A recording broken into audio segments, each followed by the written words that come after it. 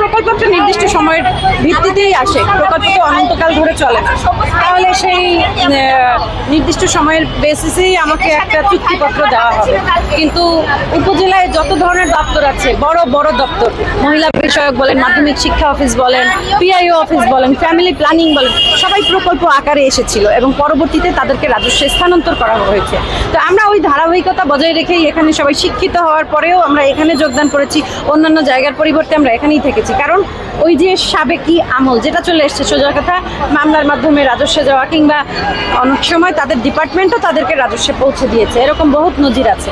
তো আমরা সেইভাবেই তো আমরা এখানে জবে থেকে গেছি। তাই হিসেব মতো তো আমাদের 22 সালে চাকরি শেষ হয়ে যাওয়ার কথা, আমরা 25 সাল পর্যন্ত এখানে কি করতেছি। আপনাদের এই চাকরিটা কত গ্রেডের ছিল যদি একটু বলতেন? আমাদের চাকরিটা হচ্ছে, আমরা কর্মকর্তা যারা আছি 10 গ্রেড, এবং আমাদের সহকারী যারা আছেন ওনারা 16 গ্রেড, এবং আমাদের পিওন আছে 20 গ্রেড। আপনাদের যখন প্রকল্পটা চলমান ছিল তখন কি আপনাদের বেতন ঠিকমতো দিত?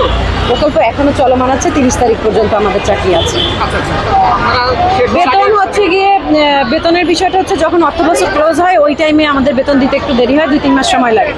এছাড়া মোটামুটি বেতন ঠিকঠাক মতোই দিত। তবে হচ্ছে গিয়ে আমাদের যেটা সার্কুলারে বেতন থাকে, আমাদের সেটা বেতন দেয় না, আমাদের ওই বেতনটা তারা কর্তন করে দেয়, এবং এটার কারণ বলেছিল তারা যে রাজস্বে স্থানান্তর করতে তাদের সুবিধা হবে। প্রতি মাসে আমাদের বেতন থেকে তারা 2400 করে টাকা কেটে নিয়েছে, যেটা সার্কুলারে নেই।